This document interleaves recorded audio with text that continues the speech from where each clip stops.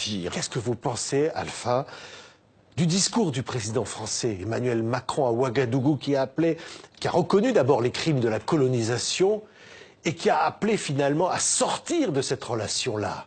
Mais écoutez, d'abord, je vais dire à M. Macron qu'on n'a pas attendu lui pour qu'il vienne nous dire ça. On en est conscient. Cette leçon, il la garde pour lui. Vu après comment il s'est comporté avec le président Kaboré, il fallait que son protocole, son chef de protocole, lui dise qu'un jeune comme lui n'a pas le droit de tapoter sur la joue un président, un aîné, qui pourrait être son père. C'est très important. Ok, c'est maladroit, mais je lui accorde des circonstances atténuantes. C'est la faute à son protocole. Mais lui qui parle qu'il faut qu'on change, c'est une nouvelle façon de voir. C'est pas la France. Il veut rompre finalement avec la France-Afrique. Mais c'est pas en tapotant l'autre sur la joue qu'on rompt. C'est une façon de l'infantiliser. Et c'est mal élevé. Oui. Ok? Mais reconnaître les crimes de la colonisation comme il l'a fait, ça va sur le bon chemin? Ce que je voudrais, c'est que les Africains aujourd'hui sont conscients.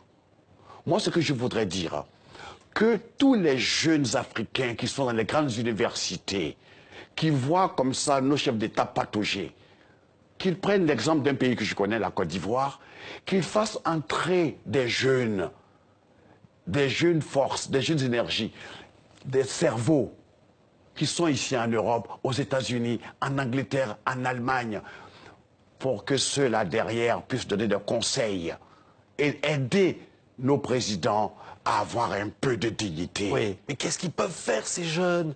Ces jeunes, on dit. Comment l'avenir leur Oui. appartient parce que Comment on ne laissera pas. Écoutez, j'ai la chance de connaître quelques jeunes de l'équipe de M. Ouattara. Ils sont brillants. Ils sont polytechniciens. Il y en a plein comme ça. Il y a des Béninois, il y a des Togolais, il y a des Congolais, il y a des Camerounais, il y a des Sénégalais. Tous ceux-là doivent venir à la rescousse. Ils ne peuvent rien apporter ici en Europe. Mais en Afrique, on a besoin d'eux. Il ne faut pas qu'ils soient là et que leur silence et leur inactivité, permettent à des gens de venir nous humilier. Les énarques comme M. Macron, il y en a aussi en Afrique. Donc ce n'est pas un petit énarque président qui va venir se foutre la gueule de nos pères et de nos aînés. Il a expliqué qu'il ne cherchait pas du tout cela. Il a expliqué qu'il ne cherchait pas d'ailleurs à humilier, que c'était, voilà, autre chose.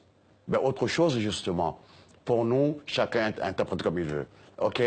On aime bien Macron, on aime bien sa jeunesse, mais cette maladresse, tu comprends, on l'a pris tous personnellement. Et je souhaiterais que, s'il a l'occasion de réparer, qu'il le fasse.